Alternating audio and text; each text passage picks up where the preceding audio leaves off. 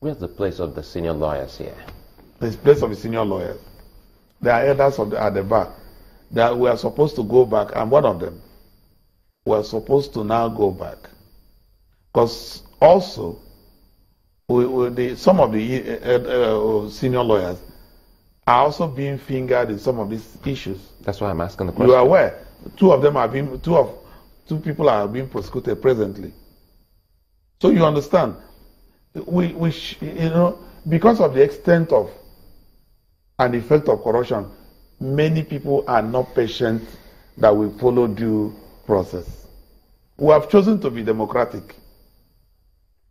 People will generally like the cash and carry justice. He's been accused. He's convicted already. Many times may not be so. And I take you to what has happened to the Senate president and all that. The issue of forgery that was going on. It's been withdrawn. But when that was on like this, there was every belief that many people had condemned them. Those are the issues I'm talking about. So that proper investigations are done. The law prefers that 100 guilty persons go free rather than one innocent man being convicted. That is the principle of law. So in order to satisfy that too, because some of the people saying crucify him today, if it gets to their turn about these things, they will want to run to rule of law. Are you with me? So let us do things. Let us follow due process. It may be slow, but it is safer in the long run. Part of the statements of the DSS, which they released out there, was that the DSS, Department of State Service, in the past few days has embarked on a series of special sting operations involving some judges of the Supreme Court of Appeal, judges of the Supreme Court, Court of Appeal, and High Court. These operations, they say, were based on allegations of corruption and other acts of professional misconduct by a few of the suspected judges. The third paragraph says, the judges involved were invited, upon which due diligence was exhibited and their premises searched. Well, like I said, it will also be necessary to hear from the judges. This is the statement from the DSS. And I also say, part of what they said there is misconduct. The issue of misconduct is totally with agency by the Constitution. So you begin to see some doubts on that. But then, where is the EFCC in this? Yeah, we'll come to that. But where is the ICPC in this? What about the parts where... Where is the police in this? Okay, we'll come to that too in a minute. But what about the parts where the DSS says, look, these judges were invited? So it could also mean that they've been invited without the public having wind of this. I agree entirely. By their account, they would have agreed with the point I have always made that you don't just swoop on judges. Because you have allegations. I doubt whether there's a judge that doesn't have allegation against him. Because if you win in a court, that judge is a good judge. If you lose, when a judge does 100 cases, and the 100 people that will lose in that court, at least 10 of them will say that this judge is a bad judge. He did not give me justice. So there will be allegations. 5 of them may write petition. So if you allow petitions alone to dictate this issue without proper investigation and follow-up, you will end up not having any court at all. But could it also be that some of these judges have actually been honoring the invitation of the DSS without them letting maybe the bar know about this? It is possible. That's why it looks like a surprise to people. That's why I'm saying we cannot make conclusive statements now on that. We need to hear from these judges. They owe us a duty. They are being paid by... Are they allowed to speak to the public? No, I mean, we need to hear because there are allegations. So how would they speak to the public if normally they're not supposed to speak? Yeah, they are not supposed to speak. No. Is it that they're not supposed to speak about cases they're handling or cases of which they are being investigated? And they're two separate things. That's what I'm saying. In this case, they need to state what their side of this case. They will arrange. Is that what the one that has taken to the social media is doing? I don't know. I don't think a judge should take while serving to social media. Those are part of the standards that have gone down. You hear a serving judge on the social media discussing belonging to one group or the other. That is terribly bad. Those are the things that NJC should have followed up and gradually sanction all these people. A judge is not expected to attend public parties. There are ethics, codes of conduct for judges. There are few, you will see judges sparingly in social gatherings. It's like taking an oath of solitary oath. So that even certain family functions you will not even attend. Because you don't want it to be misunderstood.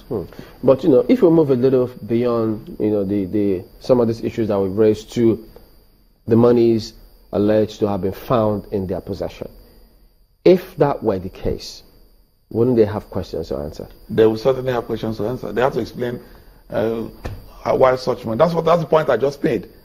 It gets up to even the associations, the kind of money you have, the kind of place you are, you hear luxury. A judge is not expected to be flamboyant. You're supposed to live moderate life, exemplary life. You're not supposed to ordinarily have how many millions, some of the millions I'm hearing. We'll come back and continue on that train of thought in just a moment. Don't go away, please. Welcome back to Sunrise Daily Talk. Concluding moments now. About them having questions to answer, do you think that with this arrest, who knows, it may just lead us to that much talked about reforms in the judiciary? Yes, there is every need for reforms. If you look at the conflicting judgments that we were having, if you look at the quality of some judgments, it left much to be desired. And it's one of the reasons why Nigerians are saying, it serves them right, go on, law or no law. This house, this judiciary house, we're not happy with it. So, as it is, everyone in the judiciary sector, the legal profession is affected, is concerned. There should be every need to do a thorough surgery of the judiciary and the legal profession. This also involves the registrar and some others, including the stake and the registrars, the bailiffs. Your case can hang in court for years because the bailiff has not been able to serve and all that. Those things, we should overcome them now. If justice is in a reasonable time and it is certain, there will be not much complaints. I have said it. One of the places there should be zero corruption is the judiciary, because that's the last place that is remaining at any time. That's why it's said to be the hope of the common man. How often do we see people from maybe among senior lawyers and others being brought in as judges? In England and in many jurisdictions, like in England, for example, before you are made a judge, you'll be a QC. Those may be things that we will look at now and get some senior lawyers to join the bench at different levels. Federal Court started doing it recently. The last recruitment, I was impressed with the last recruitment. You see professors, you see doctors, they were recruited as judges.